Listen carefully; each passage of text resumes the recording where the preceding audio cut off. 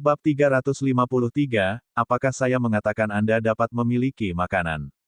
Chris sekali lagi membuat Jordan malu. Berdiri di pintu, Rob melemparkan sekantong asinan kubis dan 2 roti panggang yang dia pegang di Jordan. Dia berkata, Tuan Stelle, tidak semua orang cocok untuk makan makanan yang disiapkan oleh koki Michelin, jadi sebaiknya kamu makan ini saja. Itu lebih cocok dengan statusmu. Petik 2. Chris dan Rob sebenarnya ingin Jordan makan roti dengan asinan kubis. Pada titik ini, bahkan Lauren tidak tahan lagi. Dia memandang Chris dan berkata, Chris, ada begitu banyak makanan, kita berdua tidak bisa menghabiskannya sama sekali. Chloe memiliki nafsu makan yang kecil dan dia paling banyak akan mendapat porsi kecil. Mengapa Anda tidak membiarkan Jordan makan bersama kami? Bagaimanapun, dia adalah ayah Chloe.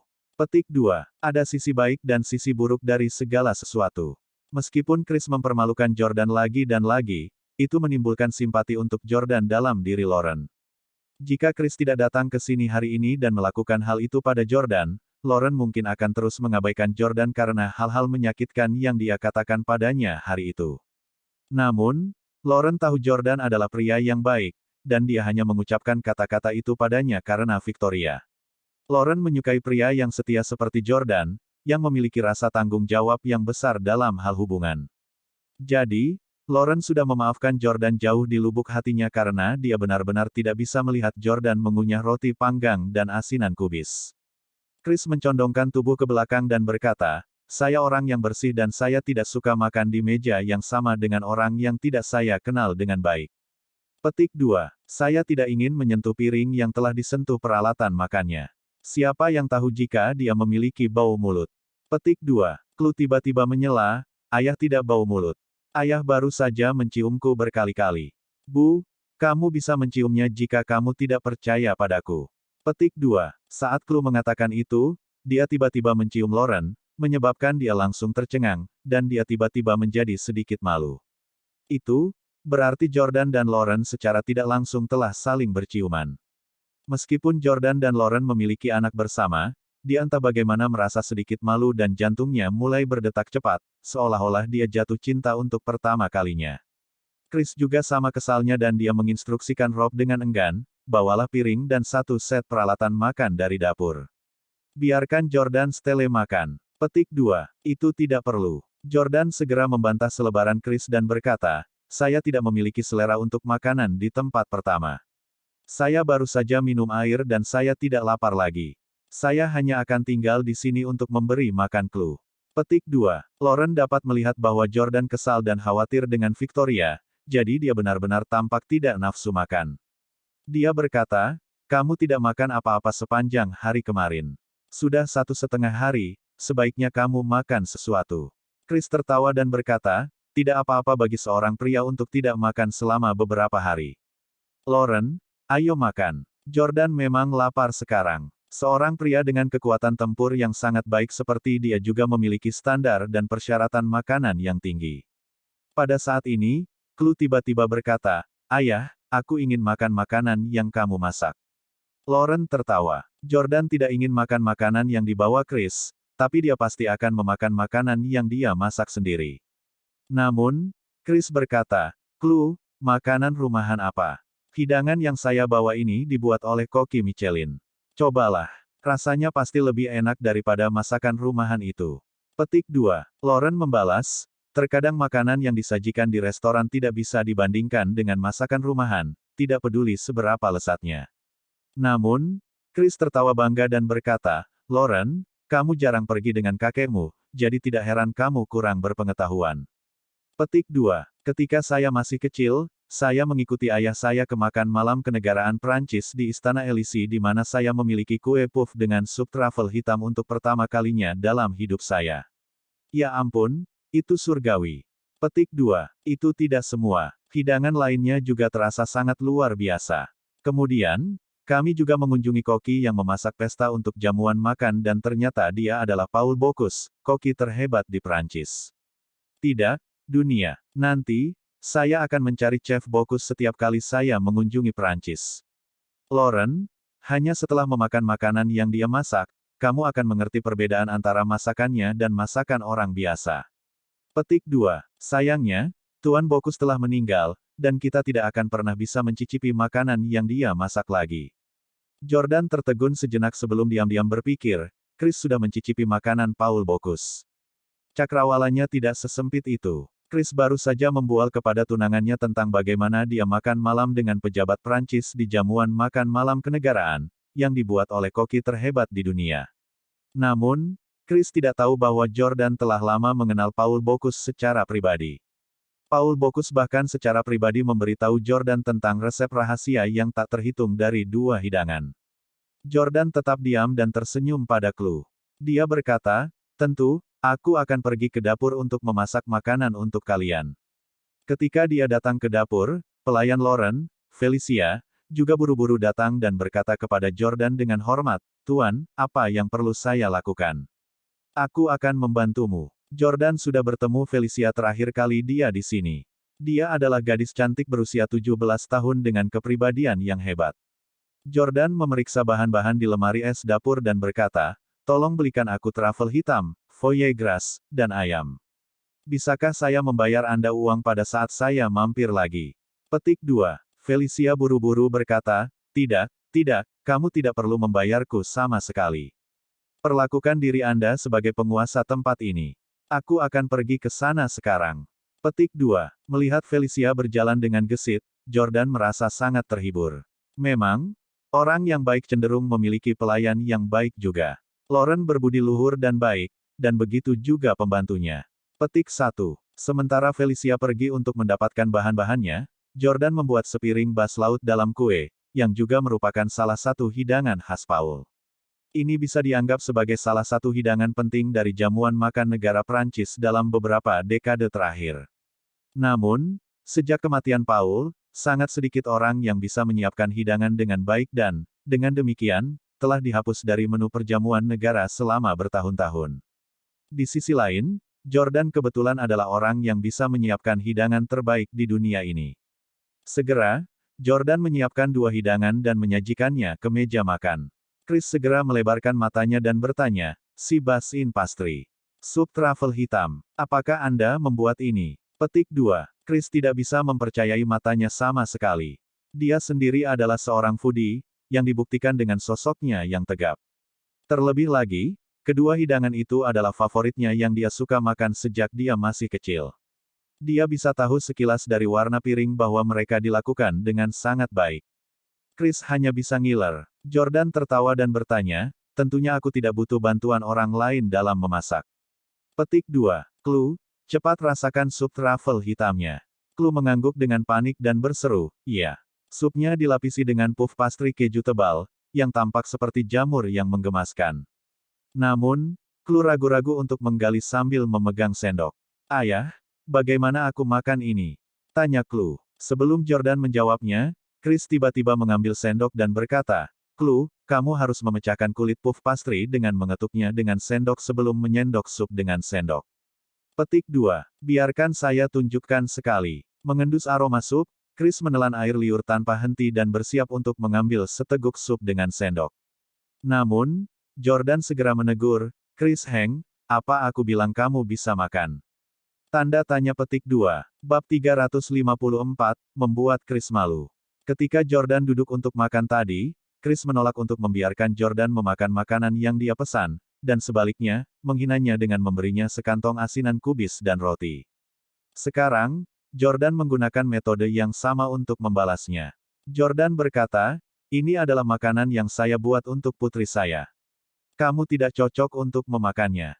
Petik 2. Chris sudah lama terbiasa menjadi tirani dan akan membuat dirinya betah kemanapun dia pergi. Oleh karena itu, dia sering makan apapun yang dia inginkan tanpa meminta izin. Ini adalah pertama kalinya dalam hidupnya dia tidak diberi makan sehingga wajahnya langsung cemberut. Rob, yang berdiri di pintu, segera maju ke depan untuk berbicara mewakili Chris. Bajingan, Tuan Heng bersikap baik kepada Anda dengan bersedia memakan makanan yang Anda masak. Beraninya kau melarangnya makan. Heng pernah menghadiri perjamuan kenegaraan Prancis sebelumnya. Apakah kamu mengerti? Apakah Anda tahu level seperti apa yang harus Anda miliki untuk menghadiri acara semacam itu? Petik 2. Kamu udik? Tuan Heng ingin memberimu beberapa petunjuk karena dia memperhatikan bahwa kamu suka memasak, namun, kamu masih berpikir kami mengambil keuntungan darimu. Petik 2. Jordan sudah lama muak dengan ocehan Rob yang tak henti-hentinya. Dia membentak, kamu anjing, kamu tidak berada di tempat untuk berbicara denganku. Nyah. Lauren juga memandang Rob dan berkata, pergi. Jangan ganggu kami saat kami sedang makan. Rob tidak berani untuk tidak mematuhi Lauren dan dengan demikian mundur dengan sedih. Pada saat ini, Chris sangat malu. Lauren berkata kepada Jordan, Jordan, Chris dan saya akan segera menikah, dan dia akan menjadi ayah tiri Chloe di masa depan. Saya harap kalian berdua bisa bergaul sedikit lebih baik, oke? Petik 2. Lauren memohon untuk Jordan ketika Chris melarangnya makan sekarang dan sekarang, dia berbicara untuk Chris. Jordan tahu apa yang dimaksud Lauren, jadi dia berkata kepada Chris, kamu bisa makan, tapi kamu harus menunggu sampai Chloe selesai makan. Setelah mengatakan itu, dia mengambil sendok dan membantu Chloe memecahkan kue puff keju. Begitu dia melakukannya, kue puff, yang tampak seperti jamur, segera menghilang untuk mengungkapkan sup truffle hitam yang tampak seperti kolam surgawi. Begitu puff pastry pecah, uap dari sup truffle dengan cepat tercium bersama dengan aroma yang kaya yang menyusup ke lubang hidung mereka. Sup akan terasa paling enak saat dimakan panas. Jordan dengan cepat mengambil sesendok sup dan memberikannya kepada Chloe. Sayang, buka mulutmu. Chloe membuka mulutnya dan menyesap sup sebelum mengayunkan tangannya dengan panik. Sangat lezat. Jordan mengambil sesendok lagi dan menyerahkannya kepada Lauren. Kamu keluar dan berkeliling denganku sepanjang kemarin, jadi kamu juga tidak makan apa-apa. Cobalah. Lauren tersentuh. Dia telah mencicipi makanan lezat yang dibuat oleh Jordan sebelumnya, jadi dia secara alami ingin memakan makanan yang dimasaknya. Terima kasih, aku akan melakukannya sendiri. Lauren mengambil sendoknya juga. Namun, Jordan memegang sendok untuk waktu yang lama tanpa meletakkannya. Dia berkata, gunakan saja yang ini.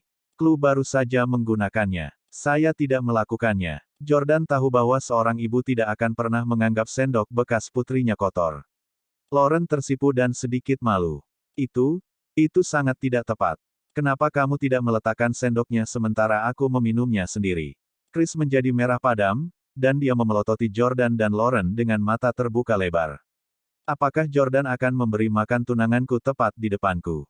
Jordan berkata, aku juga tidak bermaksud memberimu makan. Ambil. Oh, Lauren merasa sangat malu dan malu karena salah mengira bahwa Jordan akan memberinya makan seperti dia memberi makan Chloe. Dia tidak bermaksud seperti itu sama sekali.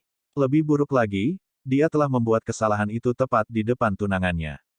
Lauren mengambil sendok, menyesap, dan memuji.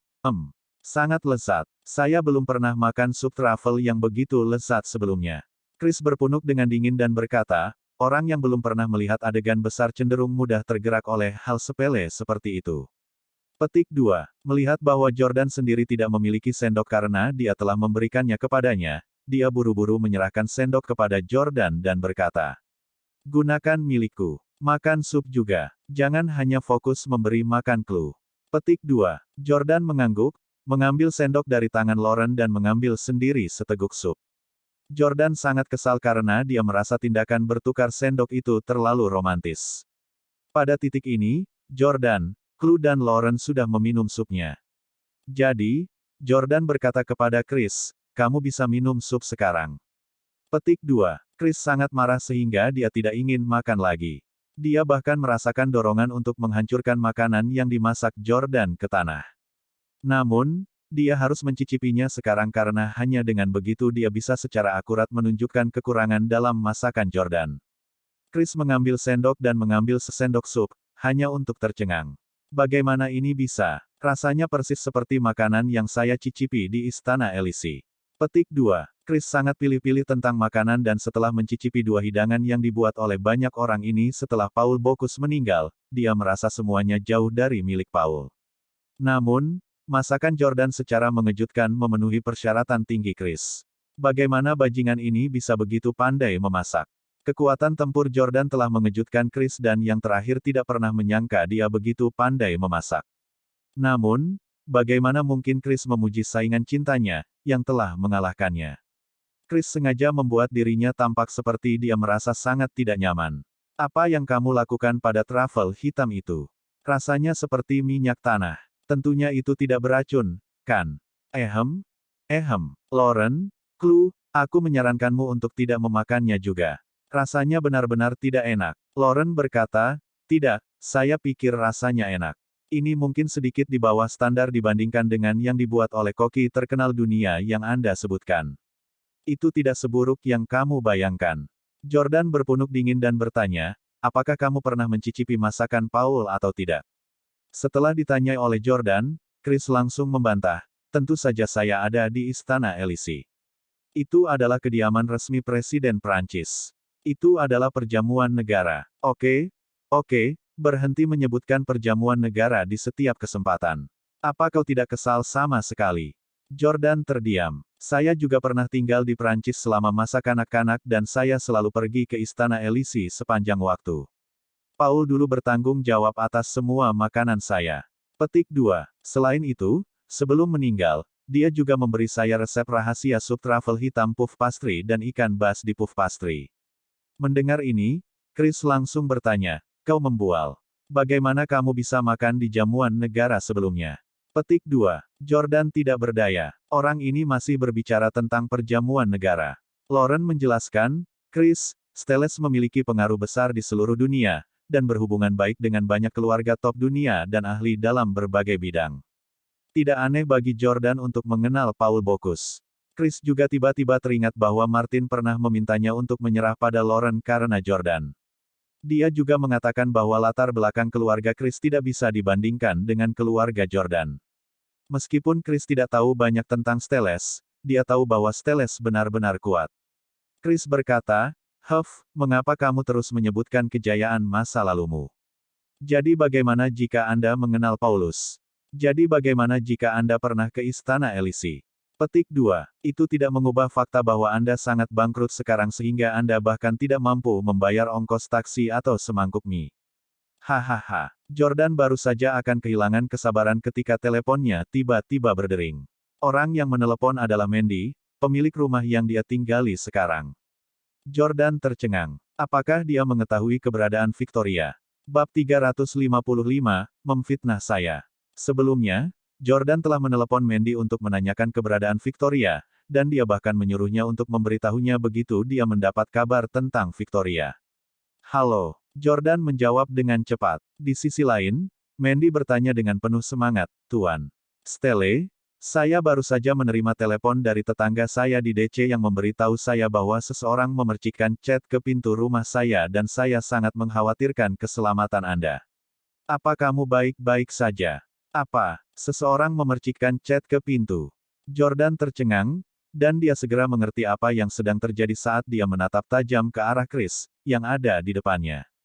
Dia baru saja merobek dekorasi untuk pernikahan Chris, jadi dia pikir pria parubaya itu pasti pergi untuk mengadu pada Chris. Dia memperhitungkan bahwa bawahan Chris pastilah yang memercikkan cat ke pintu.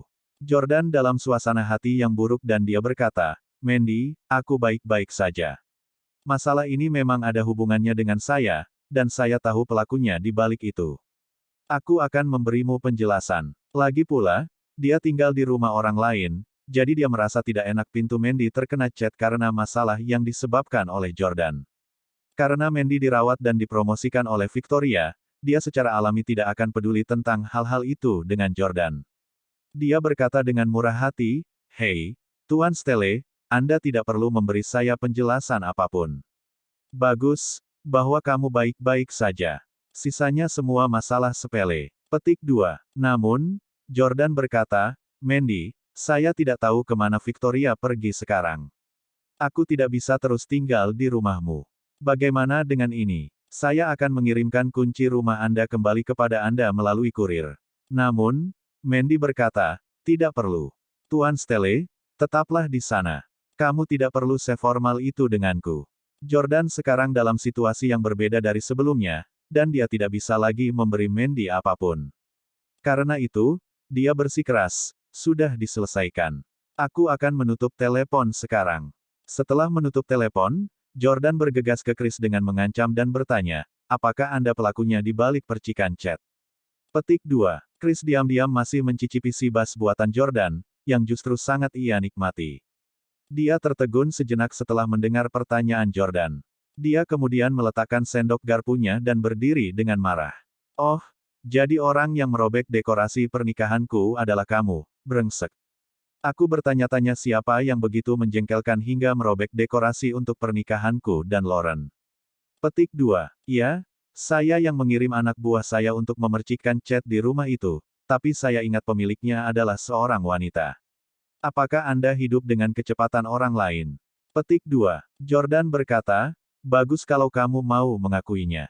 Jordan segera mengangkat telepon untuk memanggil polisi. Polisi, saya ingin melaporkan kejahatan. Seseorang memercikkan cat ke pintu rumah yang saya tinggali. Nama saya Jordan dan saya tinggal di. Setelah melaporkan kejahatan itu, Chris tertawa tak terkendali dan bertanya, Jordan Stelle, kamu benar-benar tidak tampak seperti keturunan keluarga bergengsi. Bagaimana Anda begitu berpikiran sederhana? Petik 2. Kamu pikir kamu bisa menempatkanku di balik jeruji besi begitu saja? Apa yang kamu pikirkan? Apakah Anda tahu berapa banyak antek yang saya miliki? Petik 2. Chris berpunuk dengan arogan dan kemudian memanggil Rob masuk. Rob, suruh anak yang memercikkan cat di pagi hari untuk pergi ke kantor polisi dan menyerahkan diri. Paling lama dia akan ditahan selama 10 hari dan didenda beberapa ratus dolar. Katakan padanya dia akan mendapatkan $1.500 untuk setiap hari dia tinggal di sana. Petik 2. Rob tertawa kecil dan berkata, hei, itu sangat bagus. Anda membuat saya tergoda untuk masuk penjara menggantikannya. Baiklah, aku akan meneleponnya sekarang.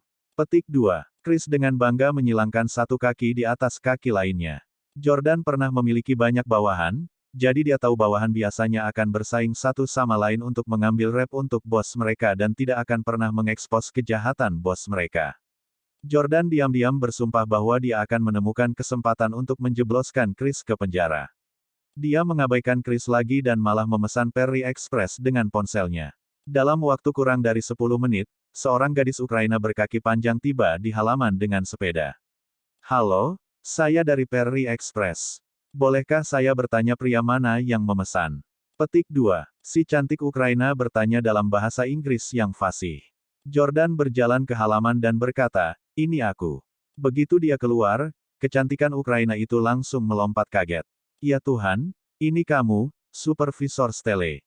Jordan juga menyadari bahwa kurir kecantikan Ukraina di depannya termasuk di antara angkatan yang dia latih ketika dia menjadi kepala departemen pelatihan di New York City. Namamu Lisa, kan? Tanya Jordan sambil tersenyum. Baik, si cantik Ukraina bernama Lisa dengan gembira memeluk Jordan. Supervisor Stelle, aku benar-benar tidak menyangka akan bertemu denganmu di DC. Petik 2. Jordan bertanya, bagaimana keadaannya di sini? Si cantik Ukraina mengangguk dan berkata, sungguh indah di sini. Saya sangat suka DC dan saya bahkan punya pacar di sini. Petik 2. Namun, begitu banyak teman saya yang datang dengan saya siap untuk melompat kapal ke Breezy Express. Oh, Jordan sedikit terkejut mendengarnya. Mungkinkah keluarga Husely mengambil keuntungan dari fakta bahwa aset saya dibekukan dan keberadaan Victoria tidak diketahui, untuk bangkit kembali dan kembali berkuasa? Petik 2. Sebelumnya, Breezy Express Husely telah ditekan oleh Jordan sampai-sampai mereka beralih dari perusahaan kurir teratas di negara itu menjadi keluarga lapis kedua yang asetnya berkurang setengahnya. Namun, industri bisnis seperti medan perang. Selama bisnis masih bertahan, mereka akan mati-matian memperjuangkan kesempatan untuk membalas. Jordan telah sibuk dengan urusan pribadinya selama periode ini dan benar-benar mengabaikan urusan perusahaan. Dia memperkirakan Breezy Express mungkin akan bergerak sekarang. Jordan menghela nafas dan berpikir bahwa mungkin keluarga Husely ditakdirkan untuk tidak binasa.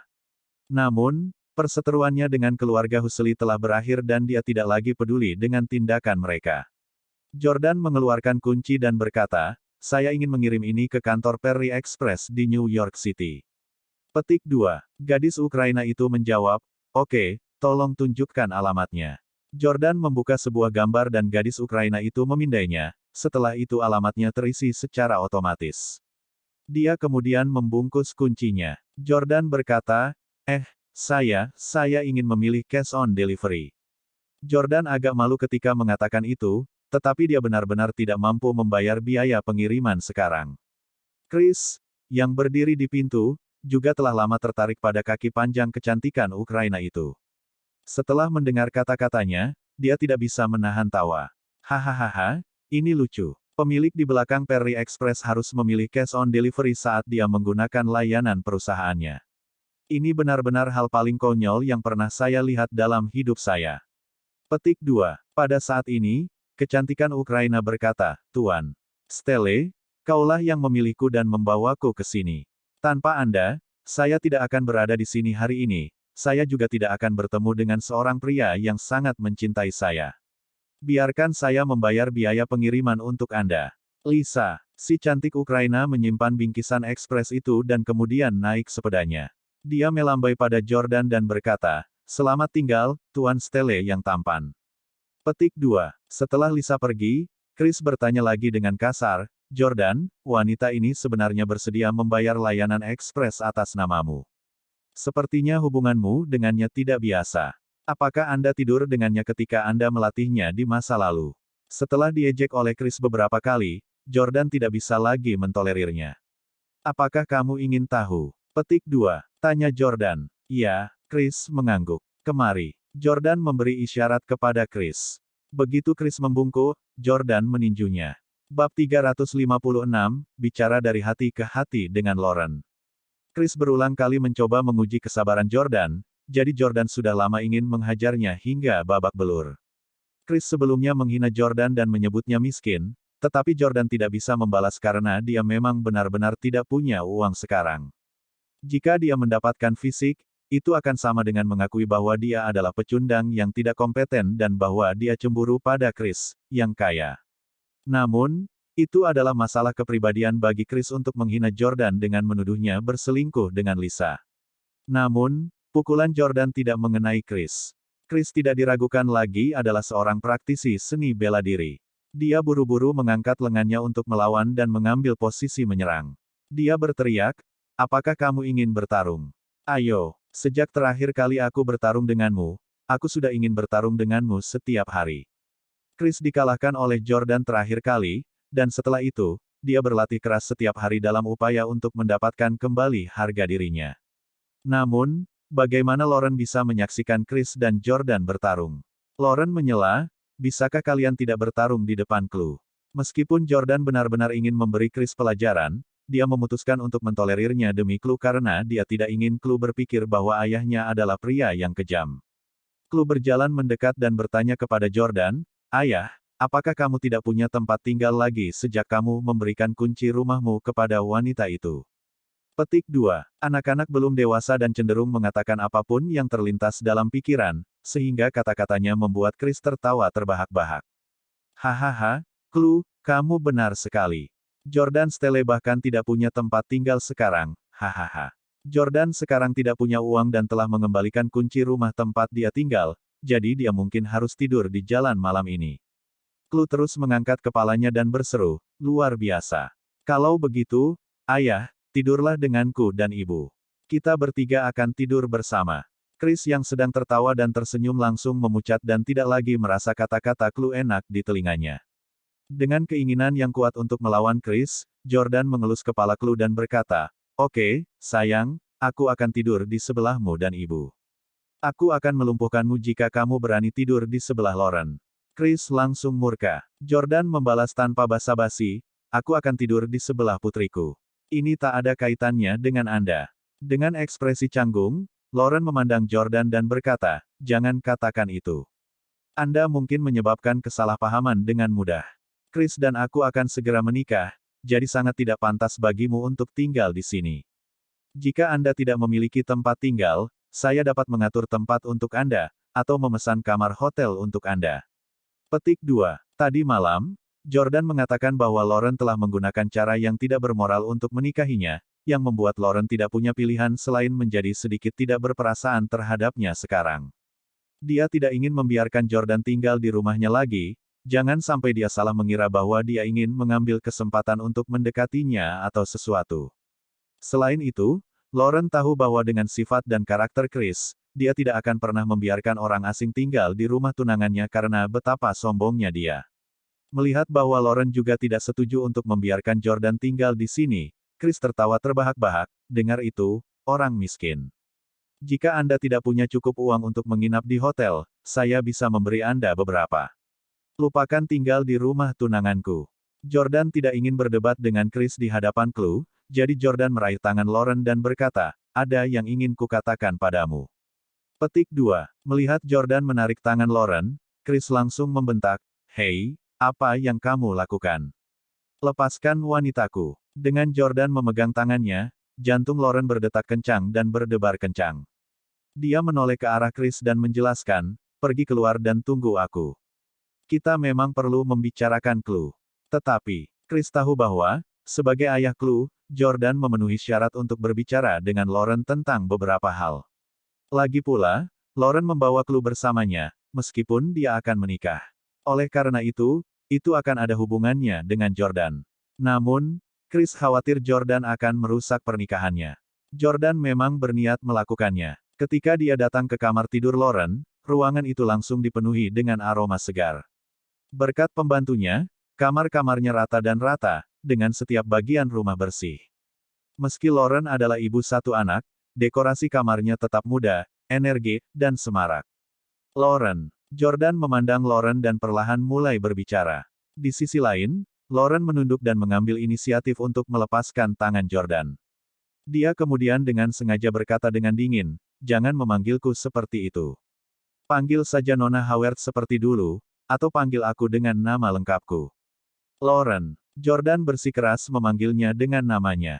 Dulu aku sengaja menjaga jarak denganmu karena kamu terlalu cantik dan hubungan kita cukup istimewa. Petik 2. Tapi aku tahu sekarang bahwa kita tidak perlu bertindak seperti ini karena aku ayah Chloe, dan kamu ibu Chloe. Kami ditakdirkan untuk berada dalam hubungan dekat, jadi tidak perlu peduli apakah itu terlalu ambigu atau tidak. Petik 2. Lauren mengerti apa yang dimaksud Jordan. Karena mereka berdua memiliki seorang anak, tampaknya agak terlalu bodoh untuk memikirkan keintiman cara mereka berbicara satu sama lain. Lauren mengangguk, memberikan persetujuan diam-diam kepada Jordan untuk memanggilnya dengan namanya. Jordan berkata, Lauren, aku ingin meminta maaf padamu. Seharusnya aku tidak mengatakan itu padamu tadi malam atau meragukanmu. Bisakah kamu memaafkanku? Jordan masih merasa sekarang bahwa keluarga Howard yang mengambil Victoria, tapi dia yakin Lauren pasti tidak mengetahuinya. Lauren berkata, tidak ada yang perlu dimaafkan. Karena pacar Anda hilang, itu normal bagi Anda untuk menjadi emosional. Petik 2. Jordan berkata, aku tahu kamu setuju untuk menikahi Chris karena aku. Saya juga tahu bahwa Anda tidak menyukainya sama sekali dan saya harap Anda dapat membatalkan pernikahan Anda dengannya. Aku tidak ingin kamu menikah dengan orang yang tidak kamu cintai. Petik 2. Lauren menggelengkan kepalanya dan berkata, masalah ini tidak akan pernah bisa diubah. Saya tidak bertindak impulsif, tetapi saya benar-benar memutuskan untuk menikah dengannya. Petik 2. Keluarga saya telah merawat saya dan menafkahi saya selama bertahun-tahun. Sudah waktunya saya melakukan sesuatu untuk mereka. Tapi, Jordan tidak tahan membiarkannya melalui itu. Lauren berkata dengan tegas, jangan mengungkit masalah ini lagi. Apakah aku menikah dengan bahagia atau tidak ada hubungannya denganmu. Jordan menghela nafas dan berkata, ya, aku tahu aku tidak berada di tempat untuk mengendalikanmu, tetapi kami memiliki seorang putri. Setelah Anda menikah, bagaimana dengan putri kami? Lauren berkata, Chloe harus mengikutiku. Jordan, kamu tidak berada di sisi Chloe selama beberapa tahun terakhir dan aku membesarkannya sendirian. Dia berarti dunia bagiku. Kamu tidak bisa begitu kejam dan mengambilnya dariku. Petik 2. Lauren mulai gelisah dan Jordan tahu itu karena Chloe sangat penting baginya. Jordan berkata, aku tidak pernah bermaksud merebut Chloe darimu. Aku hanya khawatir Chris Heng akan memperlakukannya dengan buruk setelah menjadi ayah tirinya. Bab 353, apakah saya mengatakan Anda dapat memiliki makanan? Chris sekali lagi membuat Jordan malu.